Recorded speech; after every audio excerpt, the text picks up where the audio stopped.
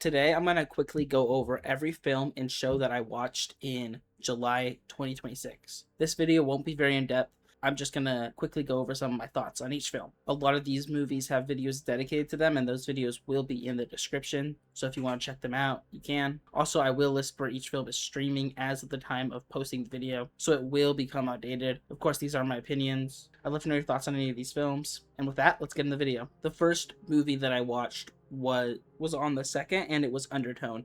Undertone follows this podcaster who is sent these audio files, and as she's listening to them, strange things begin to happen. I was optimistic for this film. I was excited going in, but I will say I was disappointed. I think it had a lot of opportunity to do some cool stuff, but I found the pacing pretty boring. I don't think anything that exciting ever really happened in the film, and I was hoping for some more jump scares, which I know a lot of people don't like jump scares, but I think they could have done some really cool creative ones in this, but I feel like they didn't really. On the third, I watched Lee Cronin's The Mummy. I was going to do a video on this. I ended up not making that video. The film follows a couple whose daughter goes missing, and 8 years later the child is found in this like sarcophagus, but she's still alive, and they take their daughter back in and try to raise their daughter, but strange things happen and she's not acting perfectly normal. I went into this film expecting it to be a lot more,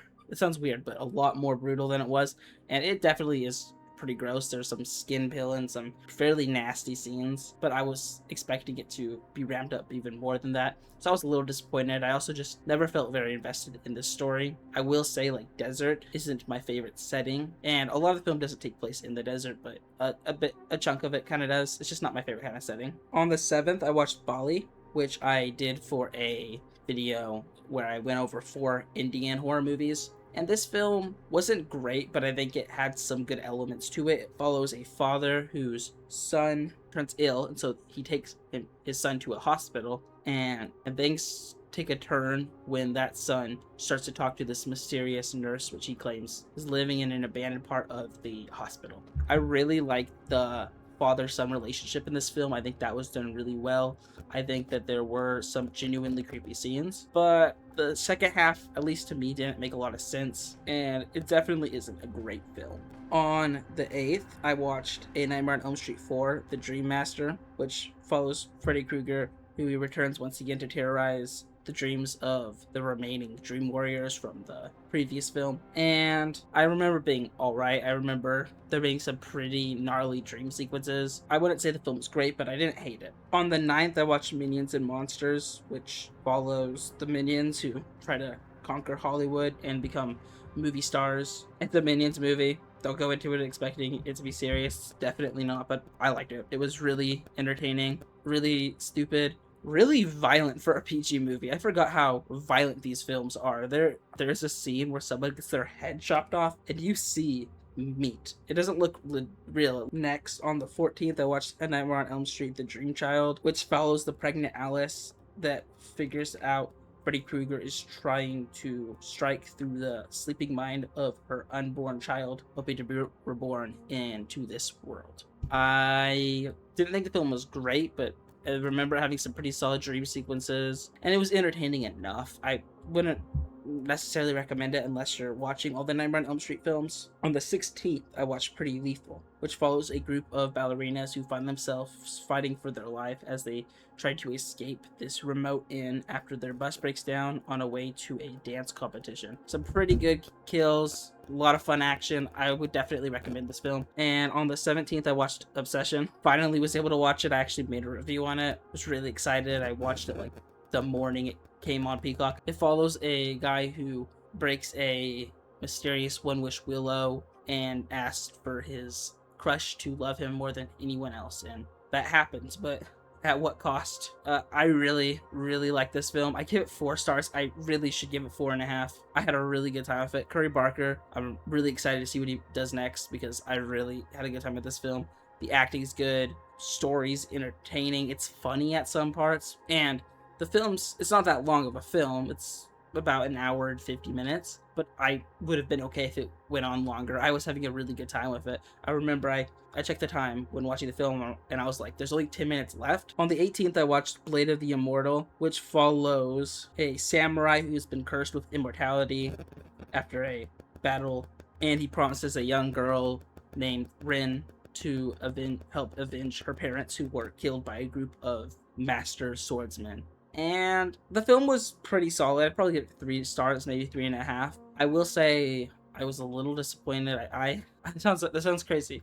I thought it was gonna be gorier than it was. Maybe I'm insane, okay? But I do like how the film had a lot of sword action. It was really fun, and definitely some fun action sequences, and I really liked the relationship between this samurai and this girl. On the 18th, I also watched Toy Story 5, and it follows Bonnie, who receives a lily pad tablet as a gift and becomes obsessed with it, and then Buzz, Woody, Jessie, and the rest of the toys try to find a way to get the kid to focus less on the device. And I went into this film with not that much of an expectation. I didn't think I was going to enjoy it. I'm not really interested in watching Toy Story ever. But after I watched it, I'm going to be honest, I had a really good time with it. I really enjoyed some of the directions it went in. I liked the messaging. And overall, I just found it really enjoyable. And so I would definitely recommend it if you haven't seen it already. But there's probably a pretty big likelihood you have. On the 22nd, I watched Seven, which follows these 2 detectives who are on the hunt for a serial killer whose crimes are based off the 7 deadly sins. I had a really good time with this. Watched it with my cousin. Definitely some really interesting deaths, though you actually don't see any of the deaths while it's happening, but you see the aftermath, and I think that was actually pretty effective. And I found the detective angle really good, and the ending pretty shocking. On the 23rd, I watched Obsession. So I've seen it twice. I saw it twice within a week. I showed my friend, and I didn't know he was going to like it or not, and he did, and I liked it again. So go watch Obsession if you haven't already. Really good film. On the 24th, I watched Disturbia, which follows a boy who's under house arrest, and he suspects one of his neighbors of being a serial killer. And it follows him, this girl he has a crush on, and this other kid as they try to figure out if this guy is a serial killer. But he's not allowed to leave his house, so he has to have other 2 main characters do a lot of the work. I enjoyed this film, pretty good, PG-13 thriller. I will say though, there is a lot of, well, not like a whole ton, but there's quite a lot of sexual, like, innuendos and content, and I was a little surprised that they had as much as they did in this PG-13 film. But wait a second, because an upcoming film that's also PG-13 had way more. Anyway, I was just surprised with the content they were able to get away with a PG-13 rating. On the 25th, I watched Freddy's Dead: The Final Nightmare. This film follows a psychologist and a patient who are having these horrific dreams, and they try to find the answer that leads to a house on Elm Street where nightmares become a reality. I didn't think the film was that great. I didn't hate it. I remember having some interesting dream sequences, but overall, I thought it was meh. I give it 2.5 stars. On the 27th, I watched Soft and Quiet, which follows this elementary school teacher who organizes a group meeting with a lot of like-minded women, but there's an altercation between a woman from the teacher's past, and it leads to some fairly shocking content. I watched it for an upcoming video, and I don't want to give away too much, but I thought the film was pretty interesting. And I think it's interesting seeing these women trying to justify their actions and some of the just horrible things that they do. On the 27th, I also watched I Now Pronounce You Chuck and Larry. This is the film I was talking about. It follows these 2 guys who are really good friends, and they pose as lovers so that they can get domestic partner benefits for one of the guy's kids. And oh my goodness, there is so much innuendos, very questionable content to say the least. I was watching with my friend, and I had a good time with the film. It was hilarious, but some of the things that they got away with for a PG-13 film, I was surprised. But overall, I found this film really entertaining. It's stupid, but it's a good film with Adam Sandler. On the 28th, I watched All About Lily Chou-Chou, which follows troubled teenagers who explore the shifting and complex power dynamics of their relationships against the backdrop of Yuichi's love for this dreamy and abstract music of a pop star named Lily Chou-Chou. This is another movie I watched for an upcoming video. All I'll say right now is I could not tell who was who, and so I had a really hard time. I was really struggling figuring out what was going on. On the 29th, I watched Funny Games, which follows these two teenagers who take a mother, father, and child hostage, and they play these sick games with them. And I also watched this for an upcoming video. I have a feeling you can guess what upcoming video it is by some of these movies that I watched. Though I will say this film's known for being really disturbing. I didn't find it that disturbing. I think there might be something wrong with me. On the 30th, I watched Another, which is the live action film based on the novel called Another, which there's also an anime that's based off that novel. I'll just say I wasn't the biggest fan of this film.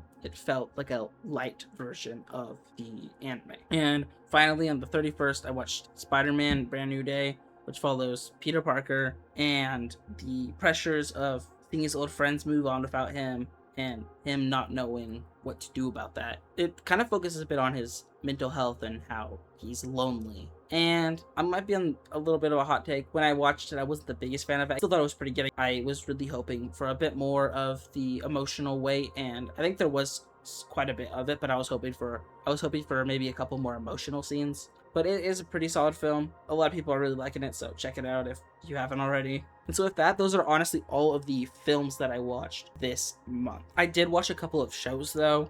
I finished season 2 of A Good Girl's Guide to Murder this month. It was pretty good. I also started watching or rewatching Yu-Gi-Oh! GX with my brother. I also watched Another Daring this month and a bit of Goosebumps. And then I started a show called Teacup, which I plan on doing a review, so you can look forward to that coming soon, I guess. And with that, those are all the films and shows I've seen this month. I would love to know your opinion on any of these films or shows. And with that, bye.